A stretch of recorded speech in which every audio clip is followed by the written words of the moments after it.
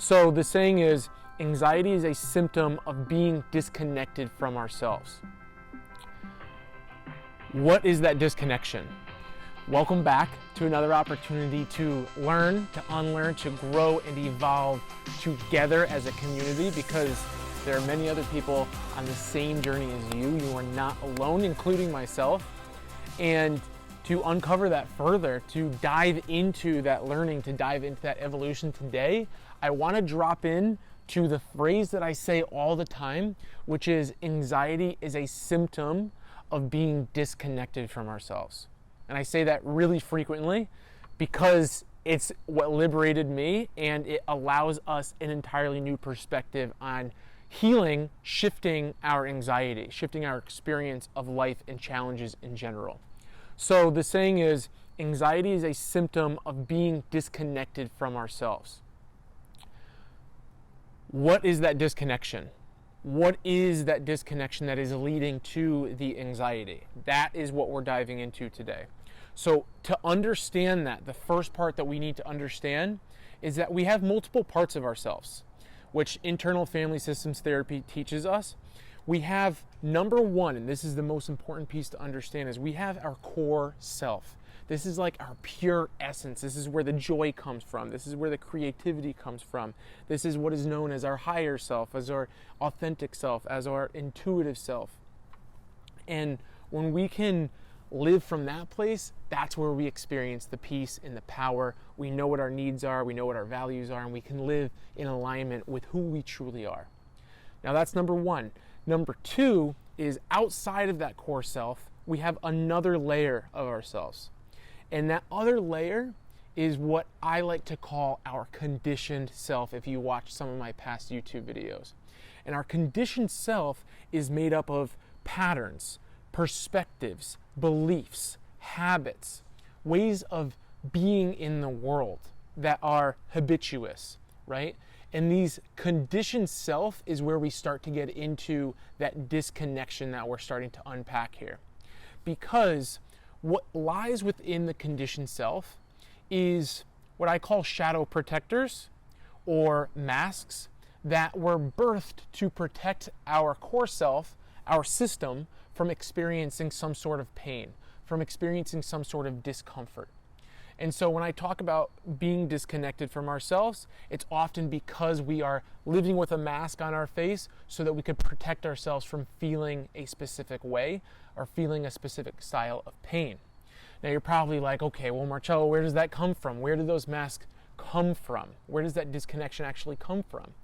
Well, the disconnection, those masks, are actually birthed for a beautiful reason. They are birthed to protect us from feeling pain so that we don't have to feel that pain, right? Because no one wants to feel pain, right? We don't want to feel it. It's uncomfortable.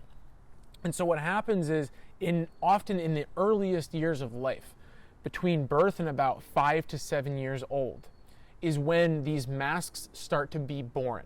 And the reason is that because perhaps at some point in time, through certain experiences that we might have had with parental figures or brothers and sisters or friends or society, authority figures, we may have had experiences where we had certain emotional needs that needed to be met, to be loved, to be cared for, to be soothed and regulated when we were crying as children, because we're vulnerable at those ages, right? We need other people to survive. We need other people to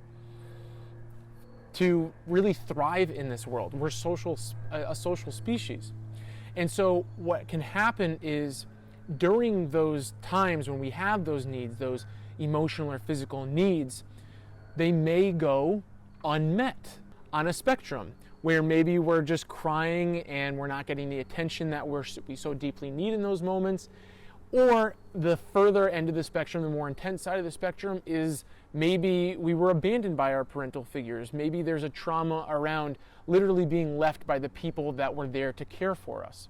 So there's a spectrum of kind of the trauma of not having our emotional needs met that leads to what I'm about to share now, which is these masks. And so these masks come from us creating a persona, us creating a certain way of being that will help us get our emotional needs met, help us get a certain style of love that we deeply crave, because being ourselves at some point in time was clearly not enough to get what we needed. So we create these masks, right?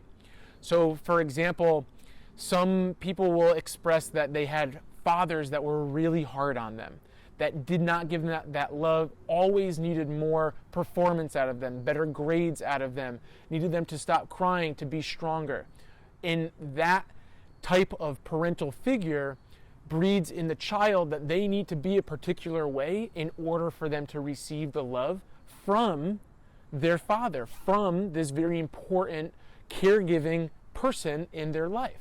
So if that person is naturally maybe just wanting love, is crying, needs to be regulated, wants to be held, especially as a child, and they are not, because this is where the father is coming from, or even the mother is coming from, some level of emotional immaturity, well, then we feel we need to be a certain way in order to receive that person's love. And so then we start to put the mask on of, well, then I need to achieve at the highest level. I need to perform at the highest level. I need to hide my emotions, hide my feelings, so that he thinks I'm stronger, so that I can receive his love. And that ends up leading to the disconnection between ourselves and this mask, because that disconnection is the mask. We are not authentically being ourselves, which is natural because we're children at these ages typically. We're vulnerable. We just want love so that we can survive. Now, the magic happens when we start to become aware that these masks have been alive in us for many, many years, since childhood, and that we no longer need them to survive. They were our old success formula for getting that love. Now we are going to take that mask off. We are going to be ourselves, and we are going to align our relationships, whether it be friends, family, or partnerships, with our aligned core selves. Who we truly are, what our needs are, what our values are, the way that we want to show up in the world, not the way somebody else has told us or wanted us to show up in the world. And that is where a lot of peace starts to come from, because you're not living this fragmented life. And that's where the power comes from, because you're living within the core of your own spirit, of your own intuition, of your own wisdom. That's where we start to gain our power back. That's where we start to live a life where it's much more easy, it's much more smooth, it's much more passionate, loving, and aligned. And so the ways that we can start to understand this is by understanding that anxiety is a symptom, and when anxiety does come up, trying to become, not even trying, just becoming curious. Where is this anxiety coming from? Why is this anxiety coming up? And often there is wisdom behind those questions. There's wisdom in, okay, what is actually playing out behind the scenes here, right? And that allows us to see where we are disconnected from ourselves, which allows us to heal whatever that trauma was.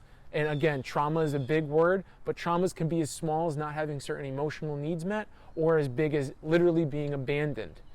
And so we get to recognize where this disconnection is, and then therefore we get to start to heal that wound through a variety of different practices, whether it be coaching and therapy or breath work and EMDR. And that is where the power starts to come, because we start to integrate those little protectors of ourselves so that we are living in union with them, instead of them trying to protect us with these patterns that aren't serving us anymore and that are leading to anxiety. So I hope that that lands with you. I'm really curious to hear how it's landed with you, and maybe what piece really resonated with you here. So feel free to share that. I invite you to share that in the comments down below, so we can have a conversation about it, and I'll share myself as well down below. And I look forward to seeing you in those comments. And not only that, but other opportunities to heal is I host meditations on Sunday mornings at 9 a.m. And I am looking forward to seeing you in those comments so that we can connect as the community, the self-healing community that we are, so that we are supporting each other and thriving together, evolving together. And I want to throw these two opportunities out. I offer meditation for free on Insight Timer. You could check out the the links below on Insight Timer. And the second is I also offer meditation every Sunday morning at 9 a.m. Eastern. And lastly, I offer coaching now so that we can take all of these practices together, go deep into those disconnections together so that we can come out the other side as our embodied authentic self. So all those links are down below, and always feel free to reach out to me in a more private setting also on Instagram, which you can but you could see here. And I'll look forward to seeing you in the next video. I'm sending you a lot of love. We are evolving together. Ciao.